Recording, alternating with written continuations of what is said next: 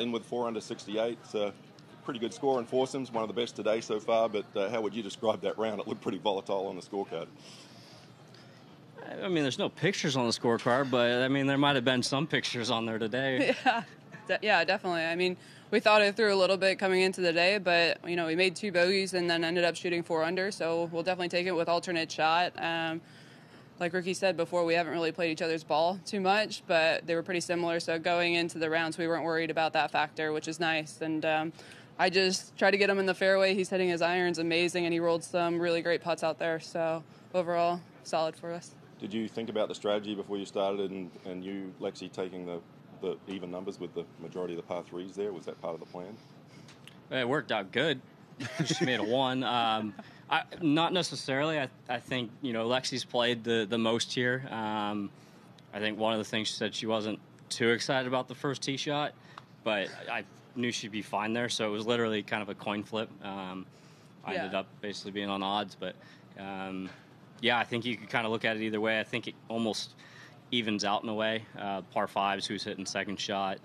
I think she did get maybe 3 of the 4 par 3s, but yeah, if you told us that we were going to shoot 4 under today, an alternate shot, because it was a little breezy earlier, I think we would have taken it.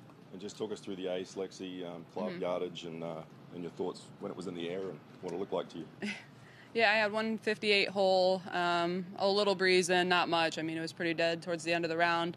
Ended up taking my 7-iron, which is my like 62 to 65 club, and backed up 2 club lengths from the tee marker and just tried to hit like a 3/4 hold, and it was just dead at it. Never left the flag. Never kind of left. So I was just hoping it was the right number, and it ended up being perfect number. This seems like it's the more stressful of the formats of the 3 days. Yes. Agreed. Do you have any sort of hard, fast rules on how to tackle it? Like, don't never say you're sorry or anything like that? I mean, you can. You're going to hit bad shots. I mean, I told Lexi out there on the first, I was just like, don't worry about me. Like, just play how you normally would. I mean, you try and just keep each other comfortable. Obviously, you don't want to put your partner in a funky situation, but it's bound to happen in alternate shots. So it's one of my favorite just because it's one shot at a time, literally. You don't hit the one before or after, and it's a grind because you're trying to put her in the best position. She's trying to do the same for me, but I hit a couple putts by that she had to clean up for me, and it's just the way it goes. Does that make it more fun and more gratifying in a way to shoot 31 on the back like you guys just did? Yeah, I guess in a way. We both played solid golf, and he hit some amazing iron shots and made some really great putts, especially on the starting around 9. And we kind of just made a turn of things there, but it's definitely more gratifying. But we played solid golf, and we just knew that we had to put ourselves in the fairway for each other and give ourselves looks for alternate shots. Pars are good, and birdies are great, so you just have to give us the opportunities. Yeah, I think it can be the hole-in-one kind of helps. Yeah. I think it can be the most gratifying, but also the most stressful, depending on how it's going. But if you play well an alternate shot, it's the one you can make up ground. Tough to do a day like yesterday and scramble. You have to make birdies. Where if you make a bunch of pars and throw in some birdies, you can actually cruise up the board. Lexi, 11th ace. Where does this one rank in terms of excitement and just how quality was that golf shot? Definitely up there. Probably one of my highest because I've only had about 4 in competition with crowds, with good amount of crowds. So there was a lot of people around that tee box. So it was nice to high five everybody and hear all the cheers. And I can't wait to watch the video of it later, probably. But definitely a good feeling. I mean, hitting a golf shot or making a putt and just committing to it and seeing the shot at hand and really just pulling it off, it's always a great feeling. For you, I know one of the longer hitters on tour, do you do that a lot, go a couple clubs behind if you're in between numbers as far as team markers go? Yeah, I do it on par 3s quite a bit just to give myself 100% commitment on whatever swing I choose to do. So if I'm in between, I'll go up a club and go back a few yards. So that way it's a perfect 3/4 number instead of having to take even more off it. So we're that exact. It comes down to a few yards for us, so it makes a big difference. You guys are wearing the matching pink today, and you were matching outfits yesterday. How far in advance did you talk about the scripting for the week with you two, and what colors can we see tomorrow? Won't be the same tomorrow. It won't be the same tomorrow. It was kind of a combo. We didn't necessarily talk about it, but we were obviously both with Puma and Cobra, and our rep there at Puma, planned it out. We basically, it said, "You guys good wearing the same colors and stuff?" I'm assuming she said yes as well. So I just don't have a lot of orange. Yeah, so we had the same color the first 2 days, but tomorrow we'll be clashing a little bit. Thank you. Sorry. I'll find an orange pin. Yeah. Something. How many aces is this for you now, total? That'll be my 11th. 11. Sorry. Wow, Yeah. Okay. Rickie, the phrase "grow the game" is used a lot. How do you think this tournament might actually do that?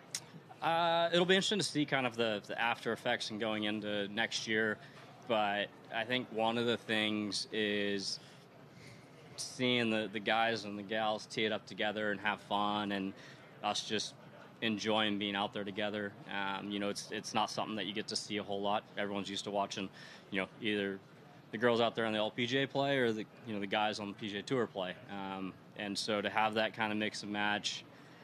I know now with kind of stuff with like PGA Junior League and stuff like that, there's a little bit of that at the junior level, but it's fun for us to be able to do it, and I think people will see that from being out here or on TV, and hopefully the kids are enjoying it. But this kind of being the first go around, I think we'll see more after this week and see how the event continues to evolve. And just one more, a lot of golf fans haven't had the opportunity to see the women play in person up close. What do you think the average male player can learn from watching the LPGA? Not to pick on the average male, but no, I would say watching the men play or the guys that are some of the longer hitters on the PGA Tour. It's not a spot that people can really expect themselves to be at. I mean, it's kind of crazy speeds. I think the game that Lexi plays out there, her being one of the longer of the girls, is something that is a little bit more of attainable for the average male golfer, and that's not to knock anyone. I mean, Lexi pounds it, as everyone knows, and you see it on the stats, so it's still impressive to watch the girls. I mean, watching Lilia stuff it in there in the last. It's different speeds, but you see that in sports across the board, and I think for the average or normal golfer, that's something that they can maybe try and emulate or play similar to. Thank you.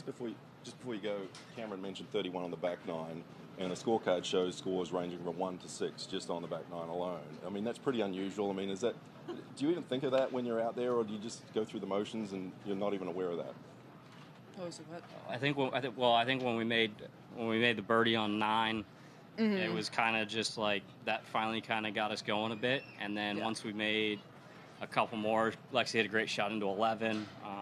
She had another good one into 12, and I made a good putt, and just kind of got some momentum going. So at that point, it's not really thinking too much about score. It's more just let's keep going, and that was one of the reasons I blew it a little by on what's third. Is that what hole is that? 14.